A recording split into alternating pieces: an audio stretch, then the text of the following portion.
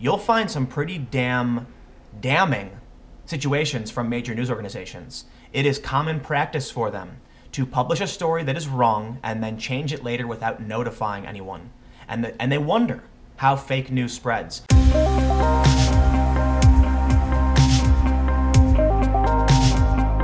Yesterday, when Donald Trump was speaking at a rally in Pensacola, Florida, he said that the arena he was in was packed to the rafters. Journalist for the Washington Post, Dave Weigel, then tweeted a photo of the event before it started, when very few people had showed up, with the quote, "packed to the rafters," insinuating Trump was wrong. Dave Weigel was notified by another journalist that the photo he was sharing was from before the event started, after the tweet had already gotten a few hundred retweets, and then he took the tweet down. Donald Trump then quoted Dave Weigel, saying that he posted a fake story and admitted it was a fraud, and Dave Weigel then apologized. So this story traveled around a little bit because we're in this big fake news cycle.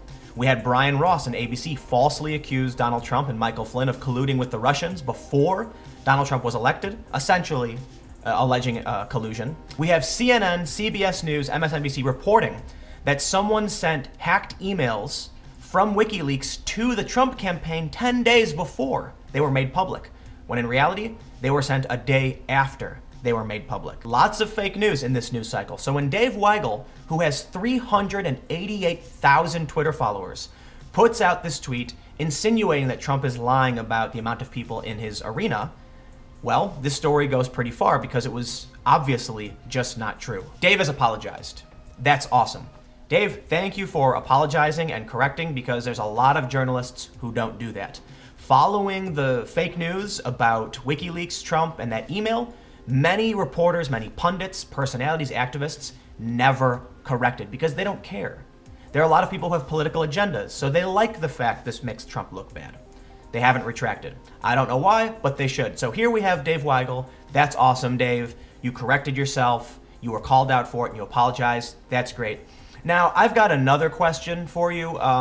That story you wrote, the fake story about Kim.com potentially hacking Seth Rich's Gmail account, how come you never apologized for or corrected that one? Back in May, Dave Weigel wrote a story for the Washington Post called The Life and Death of a Conspiracy Theory, where he talked about how he believed, based on statements from the family and an expert, that Kim.com may be trying to hack Seth Rich's Gmail account to create a fake archive of emails to prove the Seth Rich conspiracy. And I called him out for this in a video, and I actually spoke to him on the phone. And guess what Dave did? He went in and changed the story. Now, you'd imagine after a serious accusation against Kim.com, he would have to issue a retraction. Something like, at the top of the article, it would say, "Correction. An earlier version of this article insinuated that Kim.com may have broken the law or attempted to hack an email account, but there is no evidence to suggest that, and this article has been changed to reflect this." Did he do that? No, of course not. The article is still up on the Washington Post, and you can see it's got a bunch of misleading statements. When Seth Rich's Gmail account received an alert this week from Mega.com, attempting to start a new account on a website created by the New Zealand-based internet businessman and convicted hacker Kim.com, his family knew something was off. He goes on to talk about how Kim.com is a leading purveyor of the theory that Rich was the DNC source for WikiLeaks. And when you go down, there's some interesting statements. According to experts and Rich's family, the emailed invitation from welcome@mega.nz appeared to be an attempt to gain access to Rich's email. He goes on to mention that .com had not worked for Mega itself for years, but he was promising on Twitter to prove that the younger Rich had been in contact with WikiLeaks, and Fox News host Sean Hannity was telling his 2.37 million Twitter followers to be ready for a revelation. Hannity had invited .com to appear on his show for what he said on Twitter would be a game changer. The implication that .com would finally offer evidence of his claim that Rich had sent internal DNC documents to WikiLeaks before his death. They continue to insinuate. He's pushing this story, right? The latest revelation that someone may have been trying to hack into Rich's email. When I brought this up to Dave and said receiving a welcome email from Mega.nz is in no way evidence that someone was phishing or trying to break in, he said, well, I included the word may. Right. Because that's not misleading millions of people, the massive audience of the Washington Post. That someone may have been trying to hack Rich's email offered fresh evidence that the conspiracy theory is false. Huh. Well, now I've got a treat for you. I don't want to just sit here and rag on Dave. It's one story. I don't think the guy's necessarily a bad journalist. I don't know a whole lot about him, but I do know that this story is pretty bad, and he put out a fake photo yesterday. Not necessarily fake, but misleading photo. He apologized for it, so credit where credit is due. But let's check out this really awesome website that I recommend to all of you. If you are tracking fake news, if you do not trust the mainstream media, then you need to go to newsdiffs.org. Newsdiffs.org, online tracking for news over time. That's really strange. News over time, what does that mean? Well, I'll let you in on a secret. Major news organizations frequently change their stories, remove facts, correct and retract without telling the public.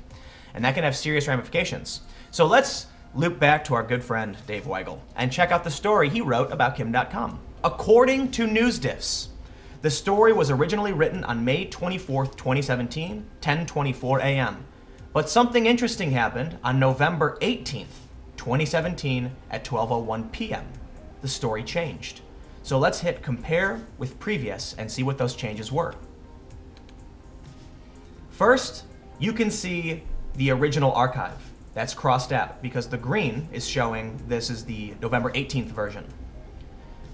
So let's look and see what we got. Maintained to monitors, okay, that doesn't mean much. Did not click the link, meanwhile.com was removed. When new emails come in, did not click the link, .com had not worked at Mega itself for years.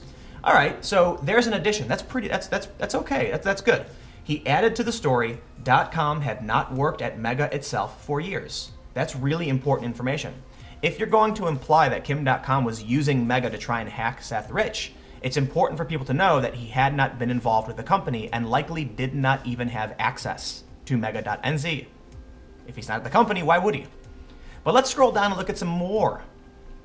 The latest revelation that a hacker from New Zealand may have been trying as recently as this week to hack into Rich's email offered fresh evidence that the conspiracy theory is false. .com, it seemed, may have been willing to create a fake archive of emails from Rich to prove his role in the DNC hack. That's a pretty damn serious accusation. When I talked to Dave, he said, but I included the word may, which is still disingenuous and misleading to the public. Somebody who reads the story, whether or not this line has been removed, is going to assume, based on the language in this piece, that Kim.com tried to do this, of which there is no evidence. First of all, look, when I made this video, and I made a video initially after the story came out criticizing this, there could be more stories that are fake, but this is the one that I focused on because I actually know a decent amount about hacking and InfoSec. I've interviewed Kim.com, and I have to say, to imply that someone like Kim.com, who, whether you like him or not, is an extremely gifted hacker. He's a very well-known hacker. To imply that he needed to do some circuitous phishing plan to break into Seth Rich's Gmail account is also disingenuous. I'm sure there's a lot of techniques that Kim.com could have employed that would have been much easier for him to gain access to the email if he wanted to, and no one would know if he did. This was not a phishing attempt, in my opinion, as someone who knows a bit about InfoSec, social engineering, and hacking. It seems like somebody was trying to investigate Seth Rich and tried logging in to Mega.nz with Seth Rich's Gmail account to see if they would get a hit back, if there was an account already in existence. In which case, there wasn't, and Seth Rich's Gmail received the welcome notification. The experts on this story, I believe, are wrong, and I talked to Dave about this. But you know what? Let's get out of the opinion over this piece, and let me just ask the question. Dave, why didn't you put a correction on this story?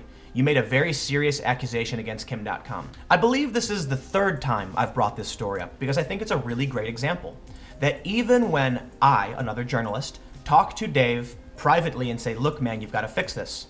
Well, he makes some changes, but nowhere on the article does it say it was corrected or edited. You have to go to newsdiffs.org to actually see what changed and why. But right now, after posting this photo, Dave is saying, look, I apologized, I retracted and corrected. Well, yeah, it happened on Twitter. You had to. This story, by not correcting this story, there were many other journalists who retweeted this as fact, who didn't know the story was incorrect, never saw the official correction, and maintain to this day that Kim.com tried to do this. For those of you that are very active in monitoring the mainstream media because you don't trust them, use newsdiffs.org and look for these major corrections. If we get a decent amount of people to start monitoring and tracking stories as they change, you'll find some pretty damning situations from major news organizations. It is common practice for them to publish a story that is wrong and then change it later without notifying anyone. And they wonder how fake news spreads. And you know what's particularly funny about this instance? In the story from Dave, he actually talks about the episode also demonstrated how fake news can be flung from fringe media to mainstream media. Yes, you're absolutely right, Dave, because this story is a good example of that.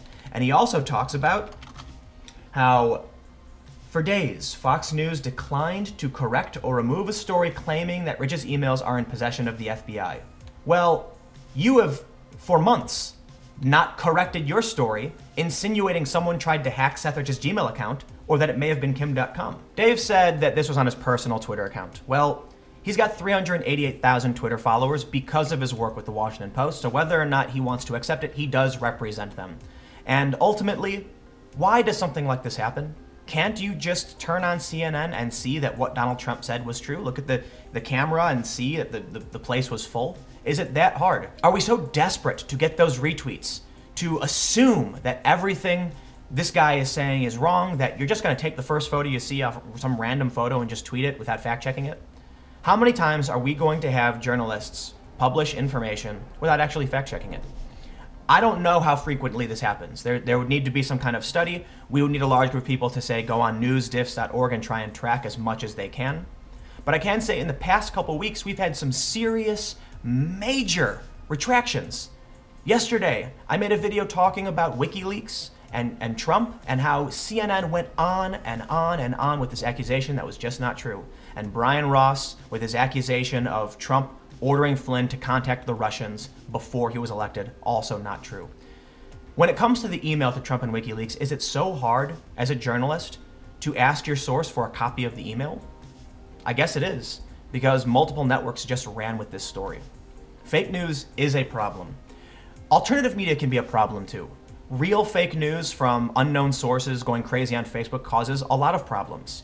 But what's more dangerous, in my opinion, is that people, on average, trust the Washington Post, ABC News, CBS News, CNN, etc. I trusted ABC News when Brian Ross made the statement, and it was wrong. And I feel slighted by that.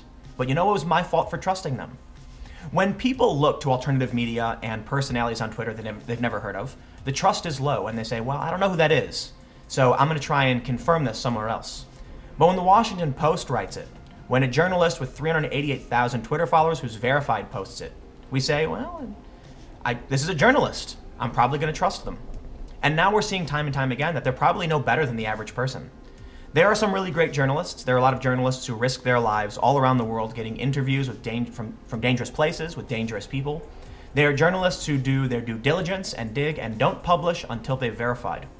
But the journalists that are succeeding, the stories that are going far and wide, are the stories that get out first, that are the fastest, and that are shocking. In which case, the incentive is for these journalists to publish outrageous stories accusing Kim.com of trying to hack someone's Gmail account, of posting a photo of an arena that was from before the event because they didn't fact check it, accusing Trump and his campaign of receiving emails 10 days before they went public, or accusing Trump of collusion. The verification isn't there, and these news organizations need to slow up and they need to admit when they're wrong, because here's a story that was never fixed. So let me know what you think in the comments below, and we'll keep the conversation going. You can follow me for breaking news and live streams around the world at Timcast on Twitter. And if you want to support my work, you can go to timcast.com/donate. Give whatever you'd like, give nothing at all. My videos are always free and available every day at 4 p.m. But make sure to check out my second channel in the information section below. Subscribe, because that's kind of a backup channel, and I do more commentary on personal things. You know, when people reply to me, I'll reply back and then talk about what's going on. So make sure to check that out. Again, thank you all so much for watching, and I will see you all tomorrow.